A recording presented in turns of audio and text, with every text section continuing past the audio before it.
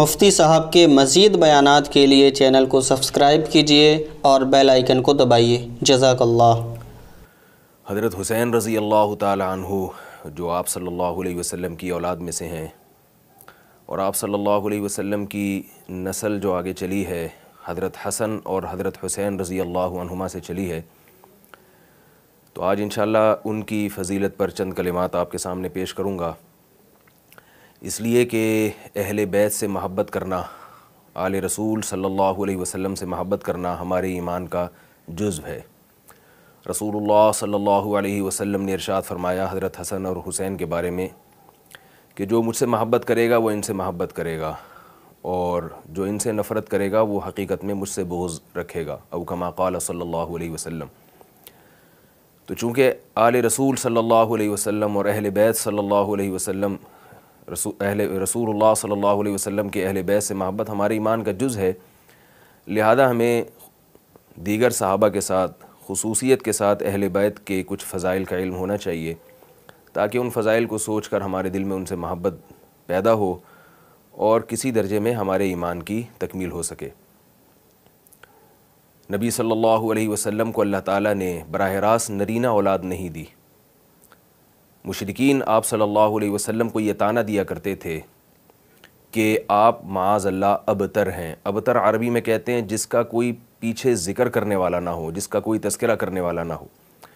بے اولاد شخص کو ابتر کہا جاتا تھا، اور عرب یہ کہتے تھے کہ یہ ایک نحوست ہے کہ جب انسان دنیا سے جائے گا اس کے پیچھے اولاد نہیں ہے تو اس کا نام لینے والا کوئی نہیں رہے گا۔ تو اللہ تعالیٰ کو بڑا غضب آیا اور قرآن مجید میں سورہ کوثر نازل ہوئی، فرمایا ان شانئک ھو الابتر، اے محمد صلی اللہ علیہ وسلم آپ ابتر نہیں ہیں، آپ کا تو تذکرہ قیامت تک چلتا رہے گا، روحانی بھی اور جسمانی سلسلہ بھی آپ کا موجود رہے گا، لیکن آپ کا دشمن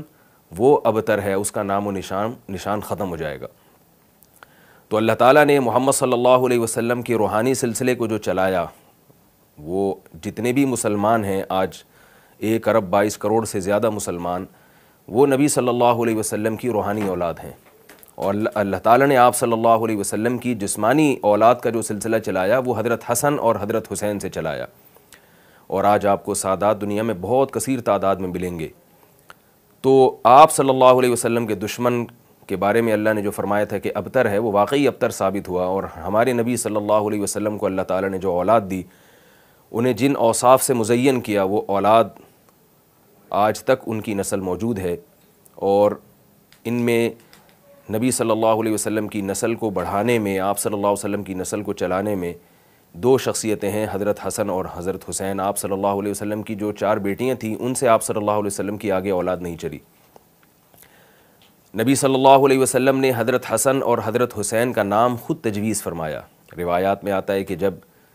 حضرت حسن کی پیدائش ہوئی آپ صلی اللہ علیہ وسلم نے ان کا نام حسن رکھا۔ عربی میں حسن کہتے ہیں کہ خوبصورت چہرے والے کو، تو حضرت حسن چونکہ بہت خوبصورت تھے، نبی صلی اللہ علیہ وسلم پر گئے تھے۔ روایات میں آتا ہے کہ ایک صحابی فرماتے ہیں کہ کوئی شخص بھی لم یکن احد اشبہ من رسول اللہ صلی اللہ علیہ وسلم من الحسن ابن علی، فرماتے ہیں کہ دنیا میں کوئی شخص بھی حضرت حسن سے زیادہ محمد صلی اللہ علیہ وسلم کے مشابہ نہیں تھا، اور آپ صلی اللہ علیہ وسلم کے بارے میں پوری امت کا اجماع ہے کہ آپ صلی اللہ علیہ وسلم سے زیادہ اللہ نے جمیل کسی کو پیدا نہیں کیا، حسن و جمال والا اللہ نے کسی کو بنایا نہیں۔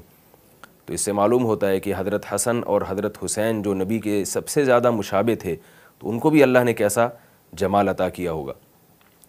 تو اسی مناسبت سے ان کا نام حسن، یہ حسین جیسے اردو میں ایک لفظ استعمال ہوتا ہے نا، حسین، خوبصورت چہرے والا، تو حسن سے ہی نکلا ہے یہ لفظ۔ روایات میں آتا ہے کہ جب حضرت فاطمہ رضی اللہ تعالی عنہا کے ہاں دوسرے بیٹے کی ولادت ہوئی، آپ صلی اللہ علیہ وسلم دیکھنے کے لیے گئے،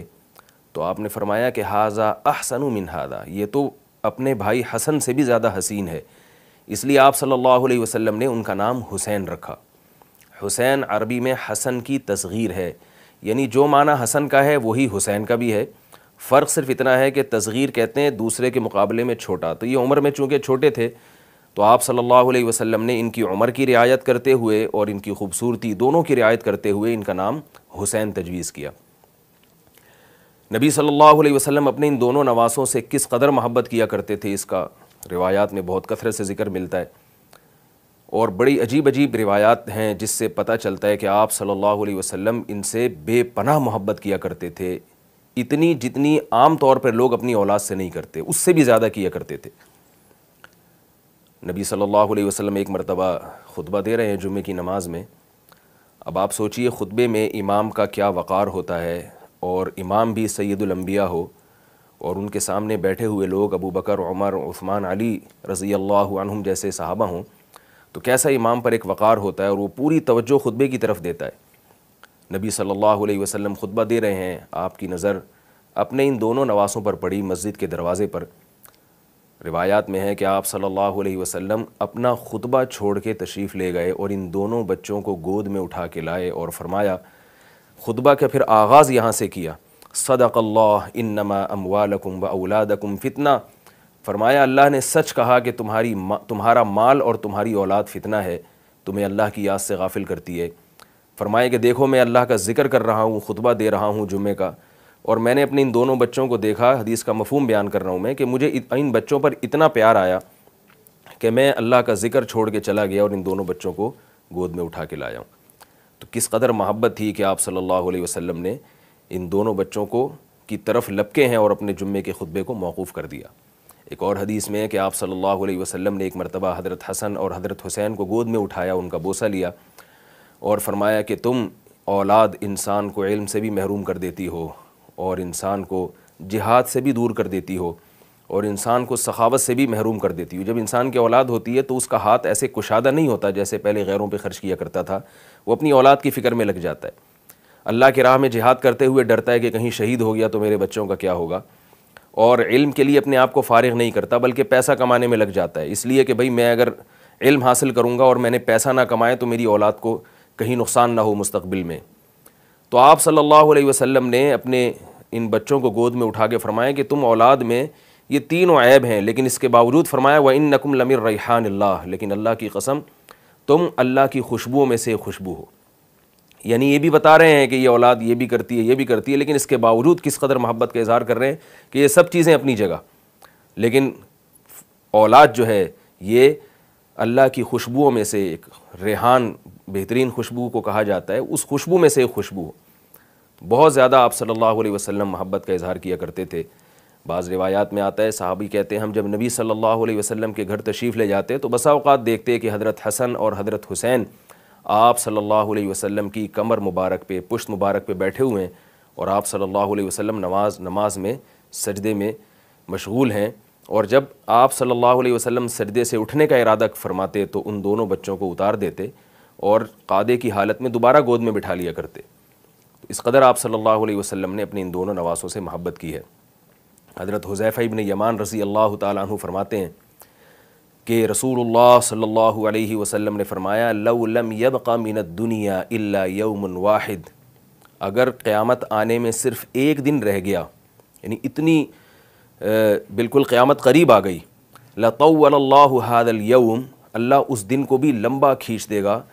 اور حتی یبعث رجلا اسمہ کاسمی، اور ایک ایسے شخص کو دنیا میں بھیجے گا، یعنی اس دنیا کی اصلاح کرنے کے لیے، کہ جس شخص کا نام میرے نام جیسا ہوگا، من ولدی ھذا،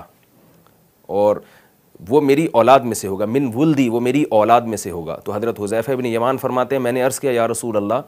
یہ شخص جس کی آپ امت کو بشارت دے رہے ہیں، جس کے بارے میں آپ فرما رہے ہیں کہ وہ میری اولاد میں سے ہوگا اور اللہ اسے ضرور دنیا میں بھیجیں گے چاہے قیامت میں ایک دن ہی کیوں نہ رہ جائے، تو یہ شخص کون ہوگا؟ آپ صلی اللہ علیہ وسلم نے حضرت حسین پر ہاتھ مارتے ہوئے فرمایا کہ یہ من ولدی ھذا، وہ شخص میری اس اولاد میں سے ہوگا، اس بیٹے کی نسل میں سے پیدا ہوگا، اور وہ شخص سے مراد ہے حضرت مہدی علیہ الصلاۃ والسلام، جو اس امت کی اصلاح کے لیے آئیں گے۔ حضرت عیسیٰ علیہ الصلاۃ والسلام کے دور میں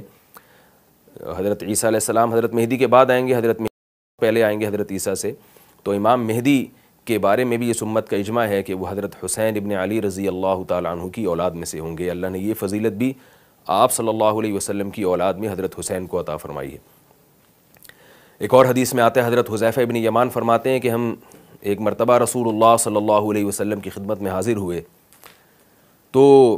ہم نے دیکھا کہ نبی صلی اللہ علیہ وسلم کے چہرہ انور پہ بہت زیادہ خوشی کے آثار ہیں۔ تو فرماتے ہیں ہم نے پوچھا یا رسول اللہ آپ آج بہت زیادہ خوش نظر آ رہے ہیں، اس کی کیا وجہ ہے؟